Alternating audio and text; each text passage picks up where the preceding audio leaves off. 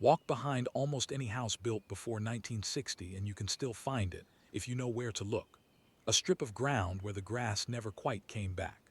A faint line worn from the back step toward the far fence, packed hard by the same feet walking the same way for 40 years. The lawn grew over most of it, but the ground underneath still remembers. By the time this ends, you will know exactly what made that path, why every single house once had one, and why almost no house has one today. You will also understand something stranger. Nobody chose to get rid of it.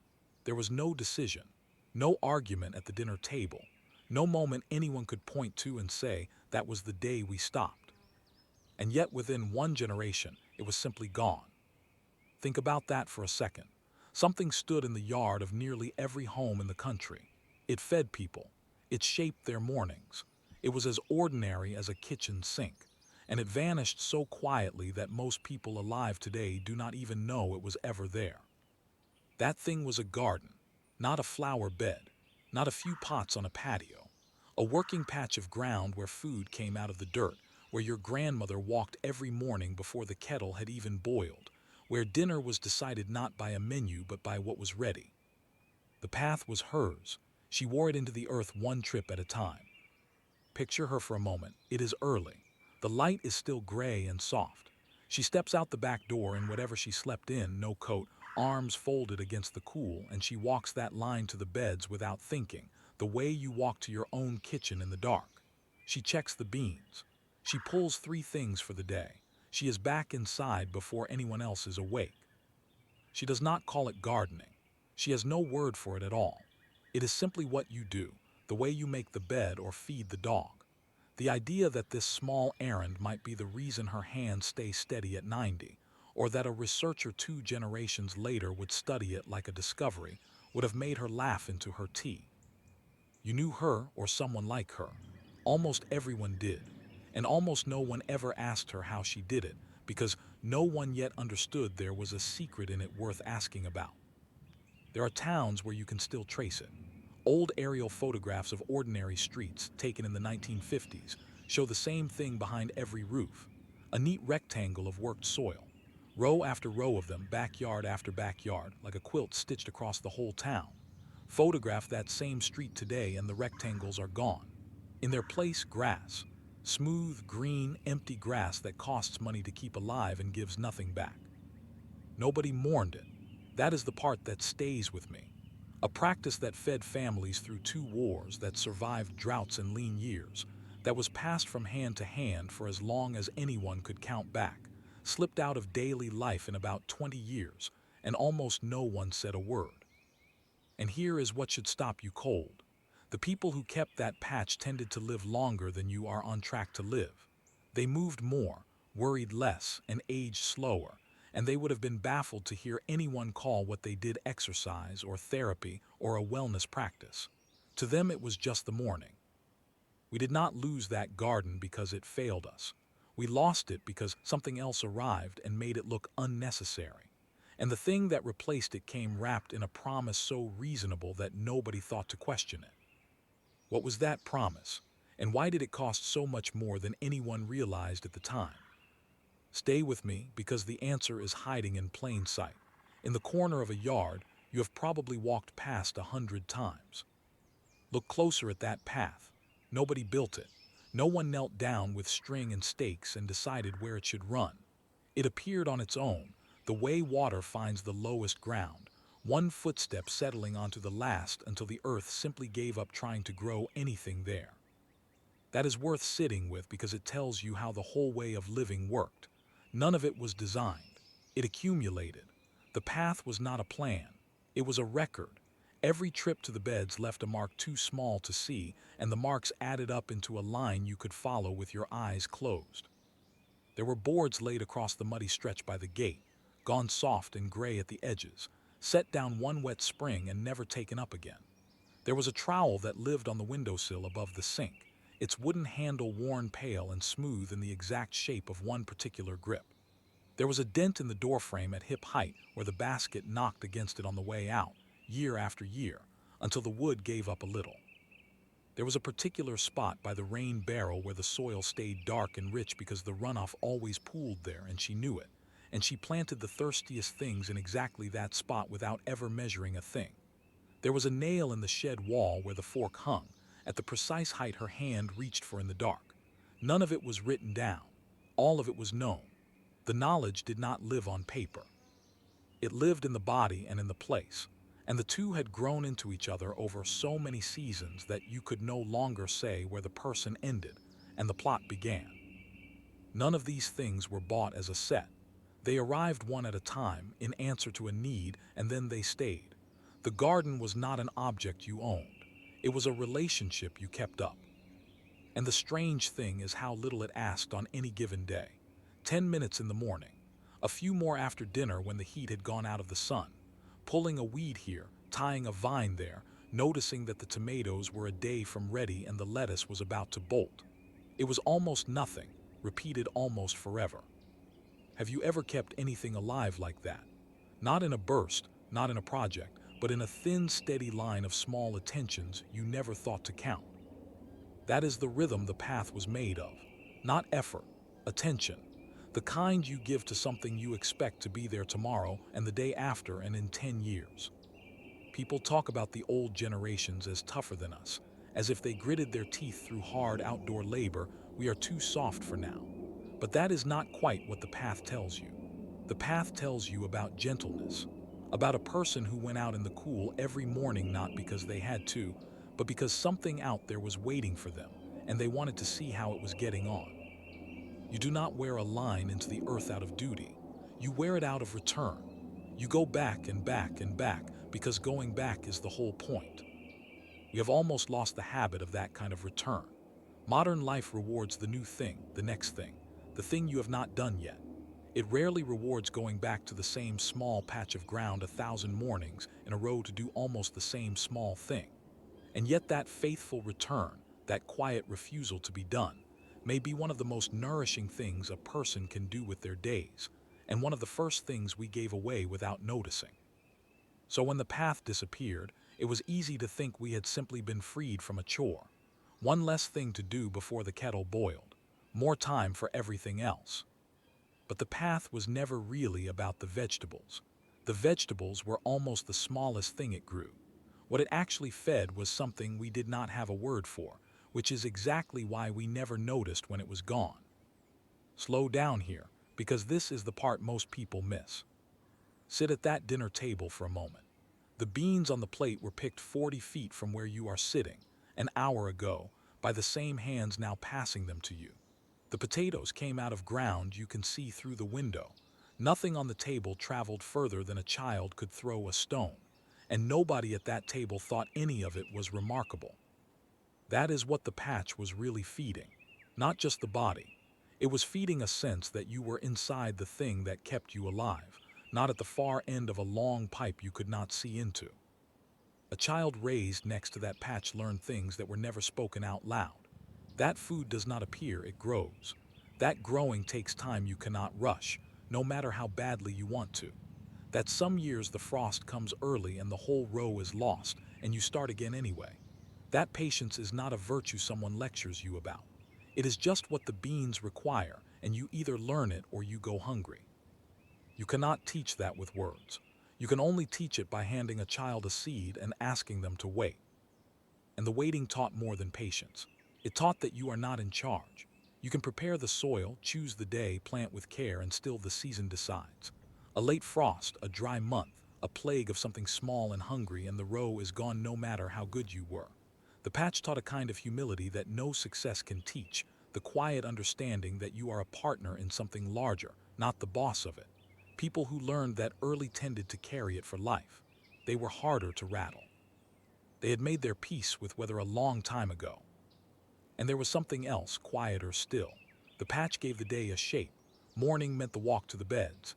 Evening meant the walk back. The seasons were not dates on a calendar. They were events you lived inside. Spring was the smell of turned soil. Summer was your hands stained green. Autumn was the last tomatoes ripening on the windowsill because the nights had turned. Winter was the rest you had earned. You did not have to track any of it. You did not have to remind yourself to slow down or to notice the turn of the season, the way people now set reminders to breathe.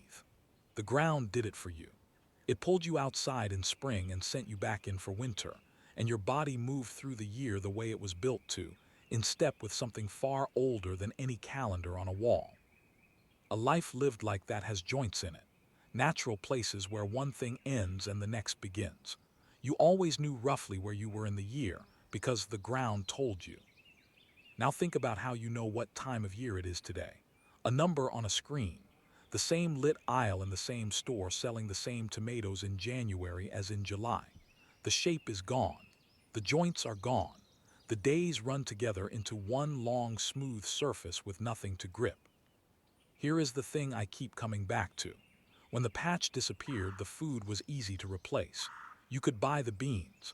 But the rhythm, the belonging, the quiet daily proof that you were part of something larger and slower than yourself, none of that came in a bag. It just went missing, and because we had no name for it, we never filed it as a loss.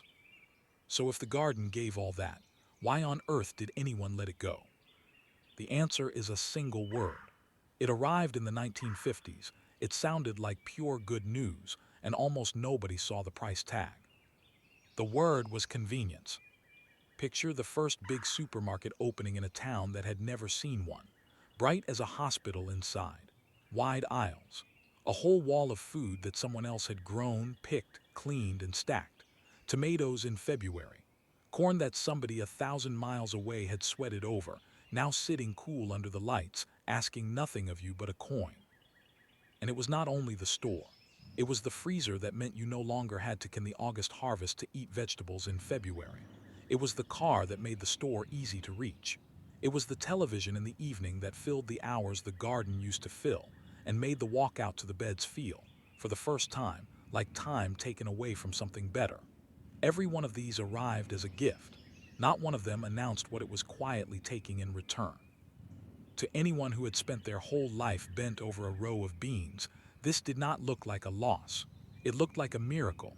It looked like rest.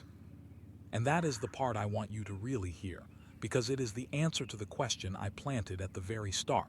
Nobody chose to get rid of the garden. There was no decision because it never felt like a decision. It felt like 100 tiny sensible choices, each one too small to argue with. Why break your back digging potatoes when a bag costs less than an hour of your time? Why can tomatoes all August in a hot kitchen when the store has them all year? Why teach a child to weed when there are better things for them to do now, cleaner things, things that lead somewhere? Each choice was reasonable. Each one made sense on its own. And together, without anyone meaning it, they emptied the patch. And the quietest part is how each generation handed the next a little less. The grandmother grew nearly everything the family ate. Her daughter grew a few tomatoes and some herbs, more out of fondness than need. The grandchild grew nothing at all and felt no absence because you cannot miss what you never had. The knowledge that had been passed from hand to hand for centuries simply stopped being passed, not through any failure or fight, but because the next pair of hands was busy and the store was open, and no one thought to insist. That is how something can vanish from every yard in the country without a single person choosing to end it. You do not abandon a way of living all at once. You set it down one small piece at a time, for one good reason after another, until one spring you look out the window and realize you have not turned the soil in 3 years, and the grass has closed over the whole thing, and you cannot quite remember when you stopped. Ask people now when their family stopped growing food, and almost no one can name a year. There was no year. There was a long, slow fade, a patch that got a little smaller each season, a row that did not get replanted, a corner given over to grass because it was easier to mow than to tend. The garden did not end. It thinned and thinned until one day there was nothing left to thin, and the last person who remembered it as ordinary was already gone. The trade was never written down. No one shook hands on it. We gave up the patch and we received convenience, and on the day of the trade, convenience looked like the obvious winner. More time, less labor, food without the weather, without the waiting, without the risk of a whole row lost to frost. What we did not see, because it was invisible on the day, was everything that came bundled with the patch and left when it left.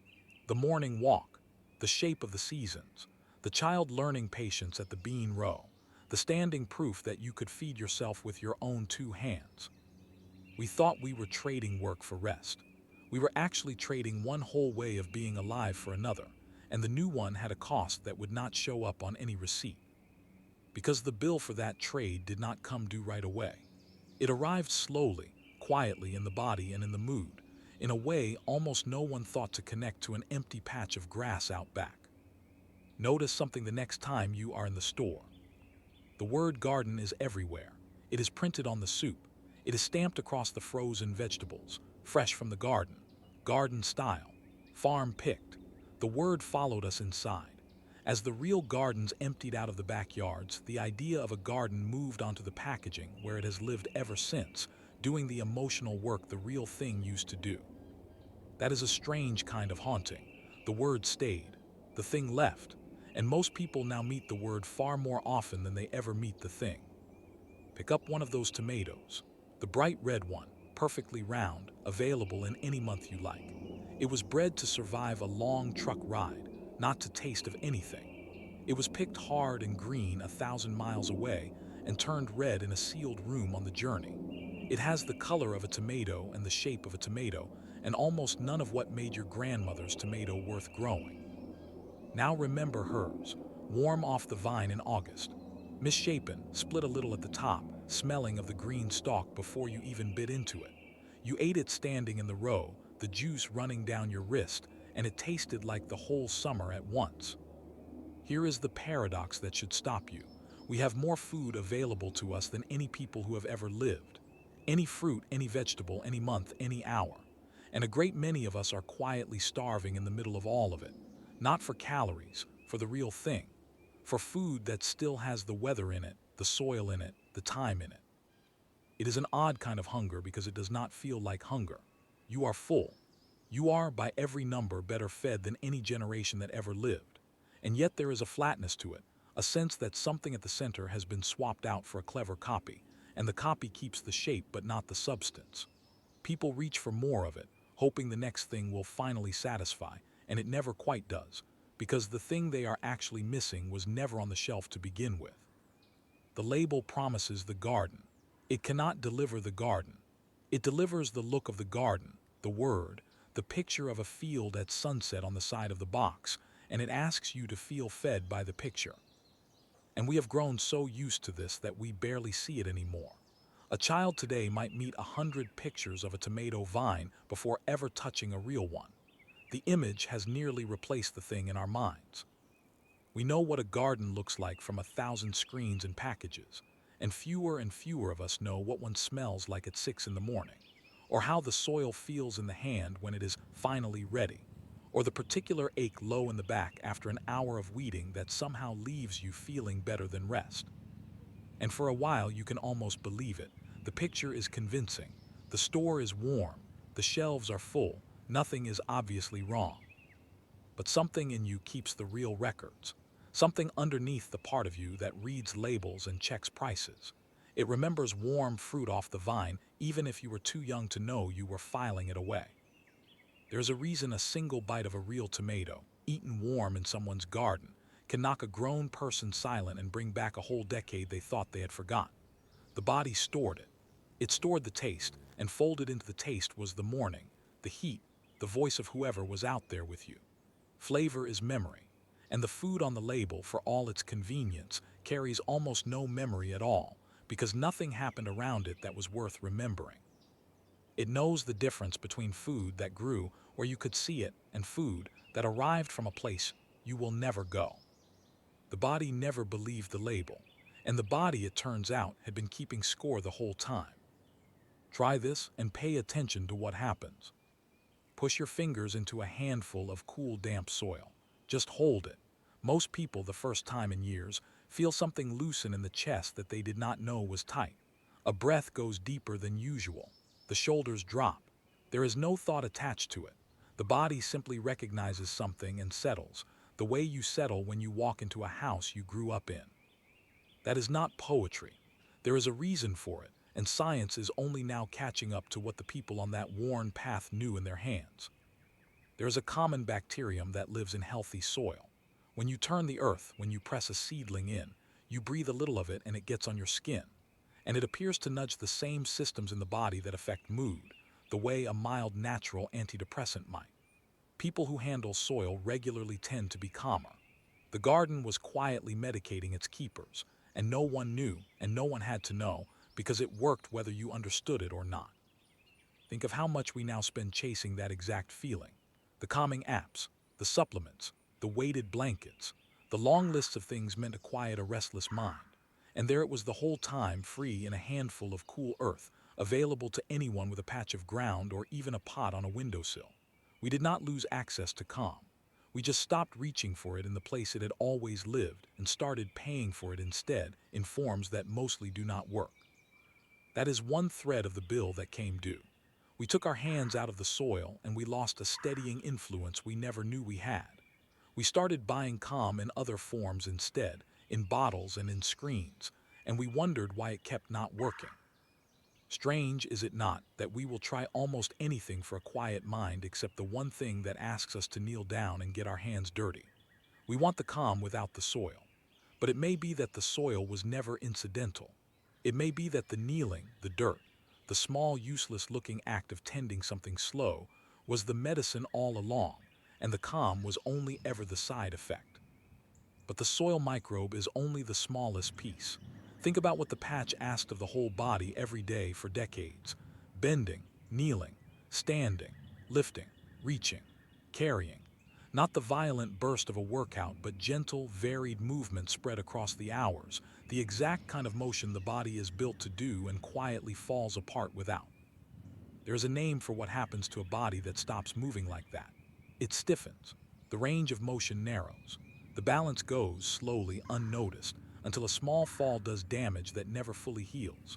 So much of what we treat as the simple price of getting older is really the price of stillness, of a life arranged so that you almost never have to bend or kneel or reach above your head or carry anything heavier than a bag from the car to the door. The patch arranged the opposite. It made you do all of it, every single day, gently, for years on end. The people on that path were not trying to stay strong. They stayed strong as a side effect of being useful. Their balance held because they crouched and rose 100 times a week. Their hands stayed capable because they were always handling something real. They were not exercising. They were living in a way that happened to keep the machine running. This is the open loop finally closing. Remember the question. Why did the people who kept the patch seem to age so differently? Part of the answer is in the dirt under their nails and the daily bending and the breath that goes deeper when you hold the soil. They were not doing anything heroic. They had simply never stopped using the body the way it wants to be used. And the body has not forgotten any of this. It is all still in there. The hands still know the grip. The lungs still know the smell. The whole system is still waiting patiently for you to put it back to work. Which is why a quiet, surprising thing started happening in driveways and on balconies, and it has been spreading. Step out into a backyard tonight and listen. A modern yard is silent in a particular way. The mower has done its work. The grass is even. Nothing is happening out there because nothing is meant to happen out there. It is a surface to look at, not a place to be. The silence is clean and a little dead. Now listen to the yard the way it used to sound. The scrape of a hoe against dry ground, the creak of someone lowering themselves to kneel and the small grunt of rising again, the screen door clapping shut, a voice calling that supper was nearly ready, the hose hissing, someone humming without realizing it. The patch made noise because someone was always in it, doing something with their hands. And here is what almost nobody talks about.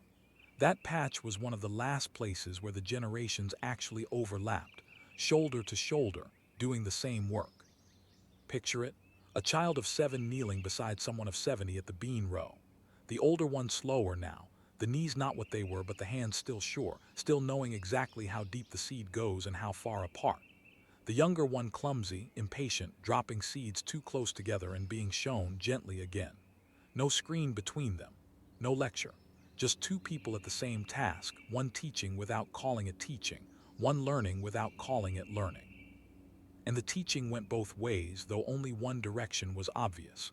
The child learned how deep the seed goes, but the older one, kneeling there beside someone who needed them, learned something too, or rather kept something they might otherwise have lost, the feeling of being necessary, of holding knowledge another person actually wanted. There is a particular brightness that comes over someone when a young person leans in to learn from them, and the patch handed that brightness out freely, every spring, to the very people the rest of the world had quietly begun to set aside. Where does that happen now? Honestly, where in modern life does a 70-year-old become more valuable, not less, simply because of everything their hands have learned over a lifetime? That is the loss almost no one names. The patch was a place where age was an asset, where the years you had behind you made you the one who knew, the person who could look at the sky and tell you whether to cover the tomatoes tonight, the person who remembered the year the river flooded and what they planted after. Experience was currency out there, and the oldest hands were the richest. We do not have many places like that left. We have built a world where most knowledge ages out fast, where the thing you mastered 20 years ago is already half obsolete, where keeping up is a young person's game. The patch was the opposite kind of place. Out there, the knowledge only deepened with the years. The longer you attended ground, the more the ground had taught you, and there was no app, no update, no clever newcomer who could shortcut their way past 40 seasons of watching the same sky and reading the same soil. When the patch went, that role went with it. We invented a world that runs on the new, the fast, the latest, a world where a long memory counts for less every year. And we put the people with the longest memories off to the side of it and called that progress, and wondered why so many of them seemed to fold inward and fade once the work that needed them was gone. Do you feel the weight of that? The patch did not just feed the body and steady the mood. It gave people a reason to be needed clear to the end. It made the last decades of a life into something other people still leaned on. And that, more than the vitamins, more than the exercise, may be the truest reason the keepers of that path aged the way they did. They were never finished. There was always tomorrow's walk to the beds, and someone, somewhere, who still needed what they knew. Something is shifting. You may not have noticed it yet, but it is happening on streets like yours. People are going back, not in a loud way, not as a trend with a name. Quietly, one raised bed at a time, one pot on a balcony rail, one tomato plant in a bucket by the back door. People who have not grown a thing in their lives, well into their 50s and 60s, are kneeling down in the dirt again as if answering a call they cannot quite explain. Picture someone who spent 30 years at a desk, who could not have told you the difference between a weed and a seedling, standing in a hardware store on a Saturday holding a tray of small green plants, not entirely sure why they picked them up. They take them home. They dig a square of the lawn out awkwardly the wrong way, blistering their soft hands. They plant. They water. They wait. Nothing happens for a while. That is the part that nearly breaks the modern mind, trained to expect a result by the end of the afternoon. The soil does not care about your schedule. And then one morning there is a shoot where yesterday there was only dirt, a thin green thing that was not there before, and something turns over in the chest of a person who has not felt that particular surprise since childhood. They made nothing. They only made room and waited, and the earth did the rest. For someone who has spent a whole career making things happen by force, this is a small revolution. And then the strangest thing happens to them. They start going out to look, first once a day, then twice. Then they catch themselves out there in the cool of the morning in whatever they slept in, no coat, arms folded, checking on something that does not need checking on yet, wearing, without knowing it, the very first faint marks of a path. What pulls them back is not nostalgia. They are too young for most of it. It is something underneath nostalgia. It is the body recognizing the work it was built for. It is the hands remembering a grip they were never taught. It is the soil doing the quiet thing the soil does. The need was never lost. It was only set down. And a need you set down will wait for you sometimes for 40 years until the day you pick it back up. Watch what it does to them. The same people a season later stand a little straighter. They sleep better, they will tell you, though they cannot say why. They have something to talk about that is not the news. They have a reason to step outside before the day swallows them. Some of them, the ones who were drifting a little, who had retired into a kind of gray waiting, come back to life in a way their families notice before they do. They eat dinner a little later because they were outside longer than they meant to be. They check the sky now, without trying to, reading it the way their grandparents did. They have a thing to tend, and a thing to tend turns out to be one of the quiet requirements of a steady mind, something we engineered out of daily life without ever stopping to ask whether we needed it. It does not take an acre. It does not take the back 40 and a lifetime of know-how.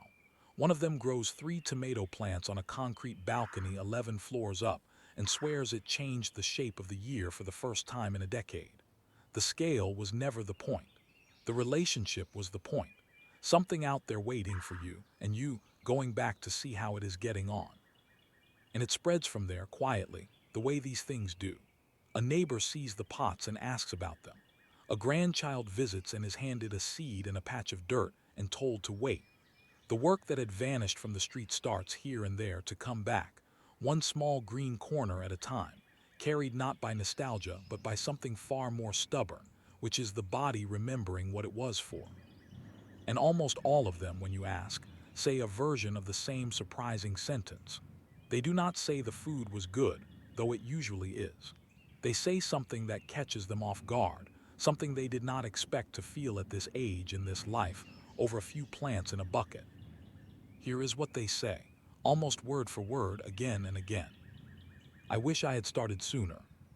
Sit with that because there is a trap folded inside it, and I do not want you to fall into it. It is so easy to hear I wish I had started sooner and turn it into a reason not to start at all. To think the path took 40 years, so what is the point of beginning now this late, with so much less road ahead? That is exactly backward, and the people kneeling in the dirt will tell you so. The path was never the point. The path was just the proof that someone kept coming back. You do not need the worn line in the earth. You need the first trip. And the first trip is available to you tomorrow morning, no matter how old you are, no matter that you have never grown a thing, no matter that all you have is a windowsill and a cracked mug of soil. You do not need land. A single pot will do. You do not need knowledge. The seed contains the knowledge. Your only job is to give it soil, water, light, and your attention, and to keep coming back to see how it is getting on. That is the entire secret. There is nothing else hidden behind it. And the body responds fast. You will be surprised how fast. The first time you press your fingers into the soil, the breath goes deeper, just like it did for the keepers of the path. You do not have to wait 40 years for the benefit. You start collecting it on day one. And it compounds.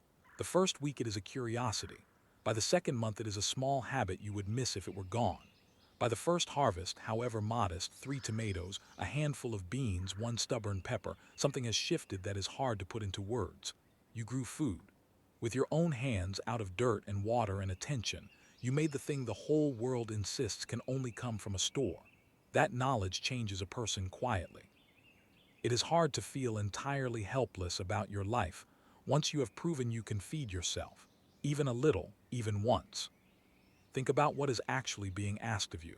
10 minutes in the morning, a few more in the evening when the heat goes out of the sun, pulling a weed, turning a leaf, noticing. The same almost nothing repeated. The same thin, steady line of small attentions that wore the path in the first place. It was never hard. It was only steady, and steady is something you can still do. Most people overestimate how late it is. They think the door closed somewhere back there, that gardens are for the young who have time or the old who have land, and that they are caught in the middle with neither. It is not true.